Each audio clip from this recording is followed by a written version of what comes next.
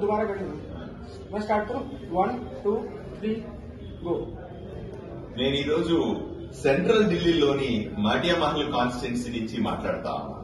ఇక్కడ నేను ఎలక్షన్ లో పనిచేయడానికి వచ్చాను.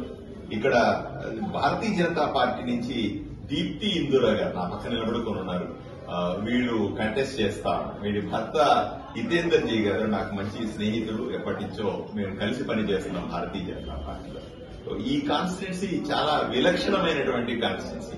సెంట్రల్ ఢిల్లీలో పార్టీతో పాటుగా పార్టీ సెంట్రల్ ఆఫీస్ కూడా ఇదే కాన్స్టిట్యున్సీలో ఉంటది.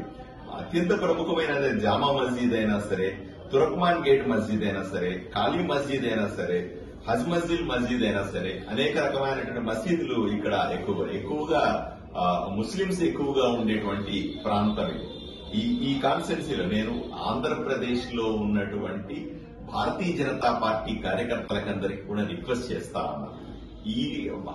ఇది సమయం 5వ తారీఖున ఢిల్లీలో అసెంబ్లీ ఎలక్షన్స్ జరుగుతున్నాయని మీకు అందరికీ తెలుసు. సో ఎవరెవరైతే మీకు తెలిసిన వాళ్ళు గాని, బంధువులు గాని, స్నేహితులు గాని, ఇంకెవరైనా సరే ఆంధ్రప్రదేశ్ మీకు సంబంధించిన వాసులు ఎవరైనా సరే ఢిల్లీలో ఉంటే దయచేసి వాళ్ళకందరికీ ఒక్కసారి ఫోన్ చేసి గాని, వ్యక్తిగతంగా కానీ చెప్పండి. భారతీయ జనతా పార్టీ అధికారంలోకి వస్తేనే ఢిల్లీ బ్రహ్మాండంగా ఎలుగుతుంది.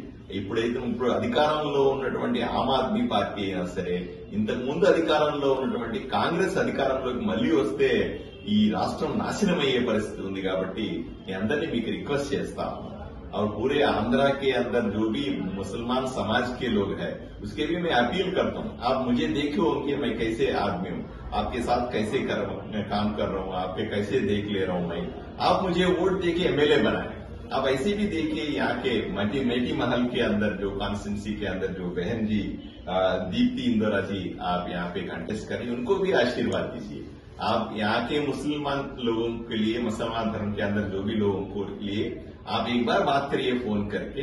मैं जैसे आपकी सेवा कर रहा हूँ ऐसे ही दीप्ति जी भी आपको सेवा करेंगे, आपका मदद चाहती है।